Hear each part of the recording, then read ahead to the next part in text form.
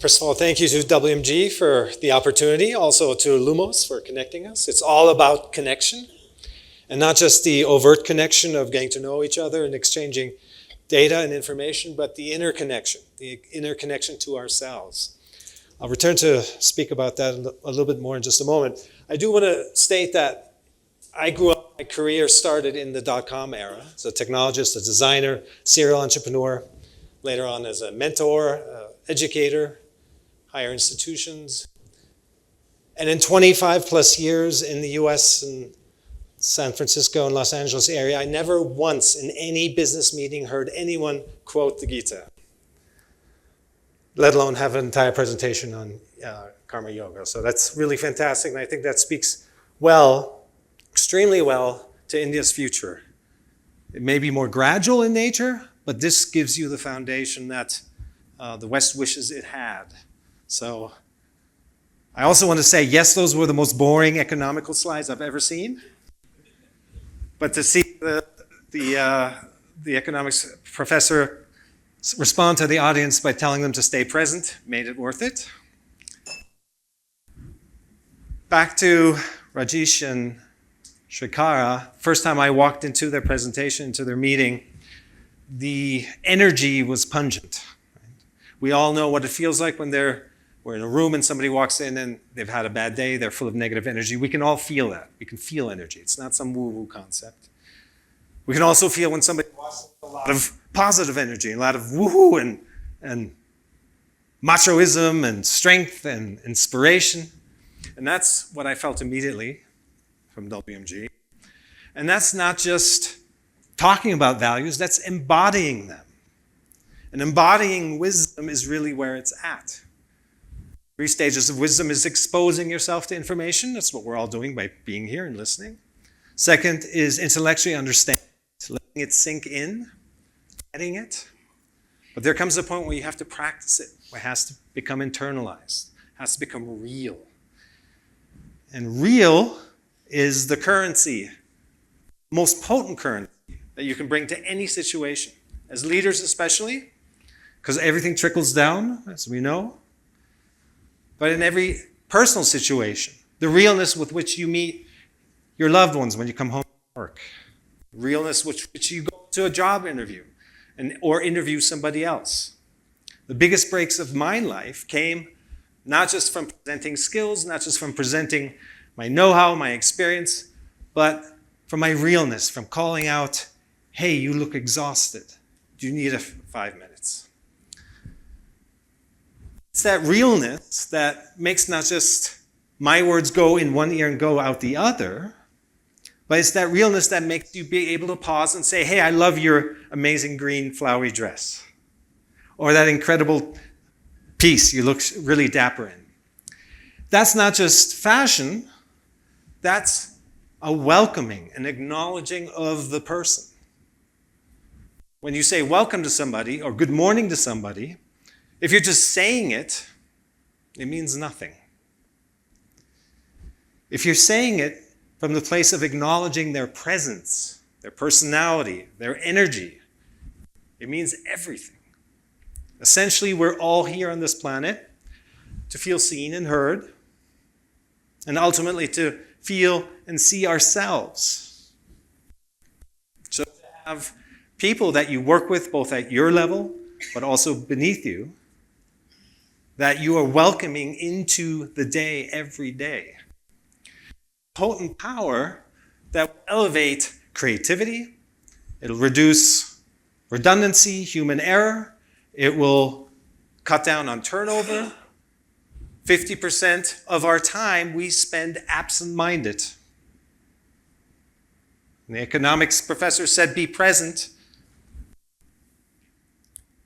If we spend 50% of our time thinking about things that have no relevancy to the task at hand, you can imagine the efficiency, not just what you've already accomplished, but how to tap into an even deeper pool of being quality, of source energy. For hyperactive, high achiever types, the number is probably higher, 70%. Western psychology calls it rumination. It's not being present with what you're doing, with who you're talking to, with even what you choose to wear in the morning or the cup of coffee that you pour yourself. You can be present with all those things. That is what meditation is.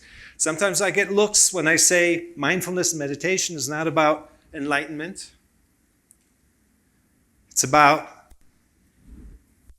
making better decisions, being more effective, staying calm under pressure, about having a bigger perspective on the situation so you can act in unison for the well-being of everyone involved.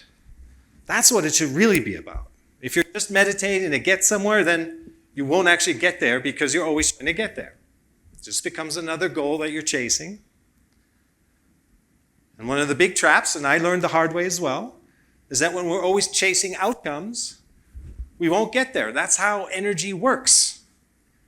If you keep wanting to be there, you'll never get there.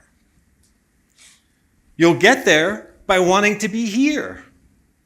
It's a paradox to the mind, but that's how energy works. If you keep seeking an answer, the universe will give you things you don't know. It's never ending that way. You have to find a place to settle where you are, like where you are, heck, love where you are. Settle into your being. Let yourself be.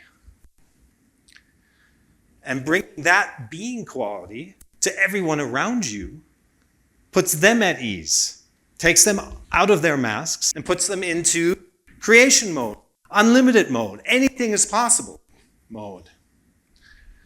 I want to build on the beautiful reframe of more that the previous talked about.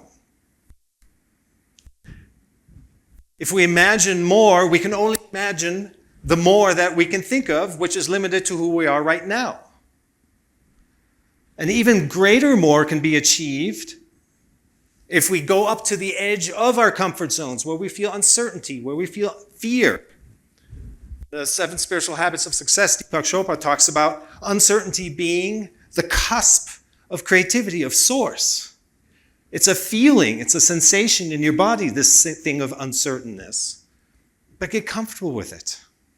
It won't kill you. It means you're in the right place of co-creation. So these little indicators that we always run away from, that we keep pushing, but we don't have to live in that place. We can achieve more, way more. And I always say people that are at the beginning of their spiritual journey, they get upset that life is getting in the way of the life they imagine. So coming out of that mind, using it for what it's designed for, organizational matters, noticing the sensations in your body, the connectedness that is telling you you've hit a block, you need to change the energy, you need to go for a walk, you need to eat, you need to sleep, all the basics. That's what awareness is. Awareness is greater sensitivity to energy, to your inner voice. It tells you something that you don't know. If you're just acting from what you know, you will never come up with something new. Can't move forward from knowledge. Everyone here can probably reflect on a moment in their life where they thought something that happened was a disaster, and then later on it turned into a blessing. We reflect on our life and sometimes, oh, I wish I'd done this different or done something better. And in hindsight, 20/20 vision, we get down on ourselves. But if you think about it, you know better now because you went through that. So flow is the ability to hold something very lightly. We need some structure, we need some starting point, but that's all we really need is a starting point. What will unfold, the natural unfolding of life, will happen when that time is there. I often am the greatest nightmare for stage managers because they ask me, what are you going to talk about when you're on stage? And I tell them, I don't know, I'm not on stage yet. You have to stay real and keep it real, and that is such a reward. There's such a power, such inspiration that flows from that. This knowledge-driven has its place.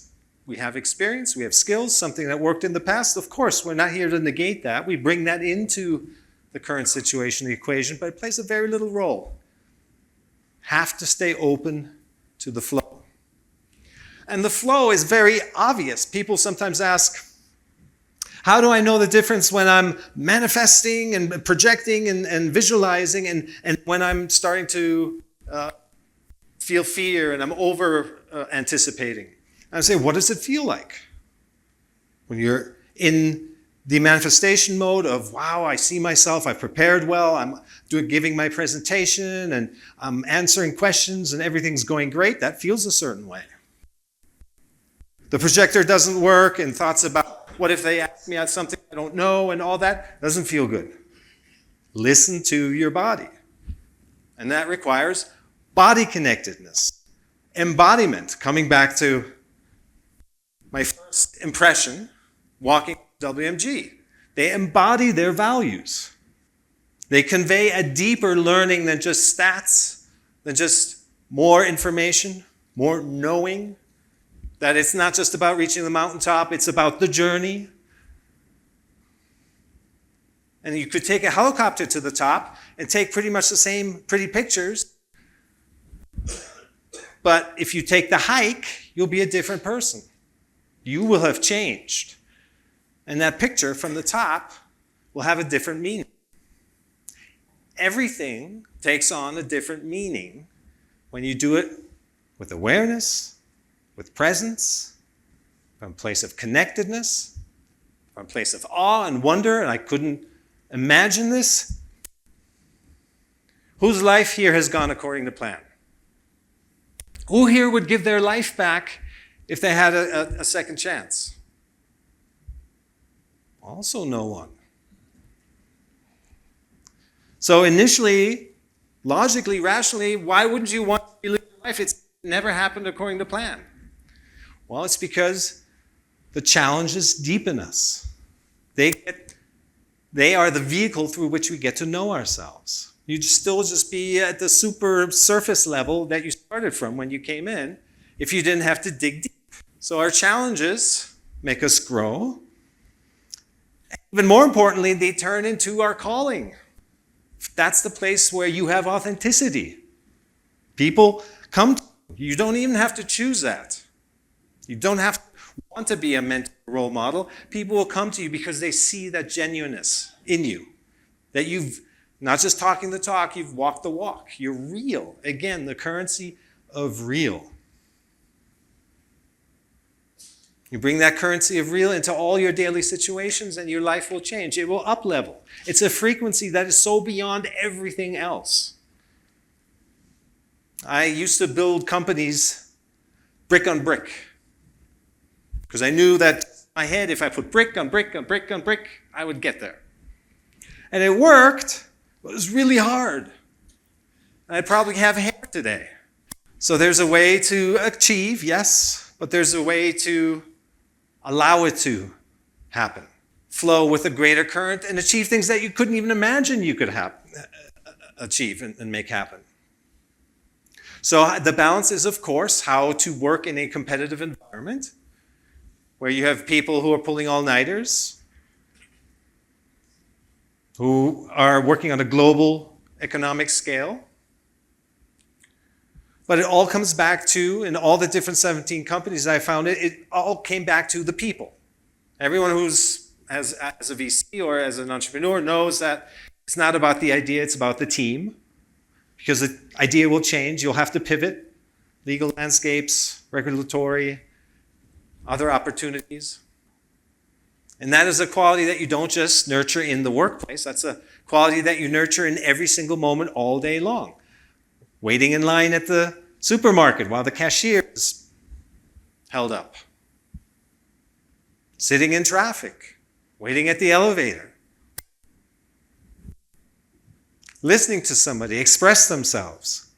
The highest quality is if you can recognize the experience someone is seeking to have.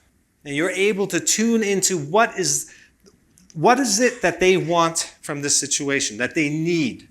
Where do they need to feel heard and seen? Most of the time, that's all it is. They want to express. Even just a 3-second pause before you respond can bring massive changes to how you communicate with others, how they feel about you in the workplace and personal life. Little adjustments go a long way. So life can be extremely meaningful, and it's that concept of presence. Everything is only happening right now. Nothing else is real. And that number of 50%, just imagine, 50 to 70%, just imagine you get 10% of that back. I did the math one time. It's, I think, 6 years of your life. 6 more years of actual living time. Time spent with loved ones, time spent on ideas, building new companies or products or services or nurturing yourself, your spiritual world or your physical being. Real life time. And the funny thing is that when you do that, time starts to fade. And you lose all of that anxiety and pursuit madness. Anyway. So as I mentioned, everything trickles down. If you want to invigorate, inspire those who work for you, those who you work with, learning to recognize the experience they're seeking to have. I've never seen an idea come out of a single person that was as good as that came out of a group. If you can bring a group of people together and get that creative spark going, it doesn't matter. There is no such thing as a bad idea or a bad contribution. That sparks something in this person, this person, this person. It always only gets better. And that's not theoretical if you just think about it rationally. We just bring our own background to every situation, every problem that needs solving. More backgrounds, more perspectives leads to more variety. Leads to change, good change, positive change. As beings, we're not meant to just flip from one moment to the next. There's mutual growth. So life is found in the present moment, as we all know, we've heard before. And ultimately, meaning is found in the happening. Everything else is just what we know. Nothing new can come from that. Everything else that we think of in the future, as someone else said, can't be predicted. You want it to have been different. When nothing, there's few blanket statements you can make about life, but this is one of them. Nothing that's already happened has ever changed from you wanting it to have happened differently. And yet we get upset, we react, learning that your feelings and your reaction to your feelings are two separate things. It's a game changer. Most of our energy goes into our reaction to our feelings, not the feelings themselves. Those feelings that we're so deathly afraid of, it's just our emotional reaction, mental reaction to the feeling, to the stuck energy.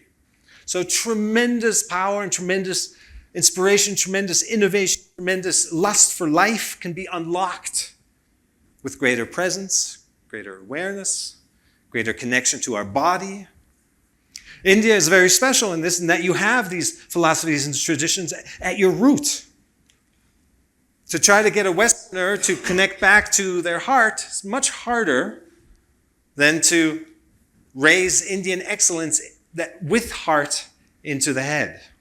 A very simple exercise I recommend when you think of some question, you're sitting with your colleagues or at lunch and there's something you don't know, we reach for our device and we look up the answer along with a million other people's opinions.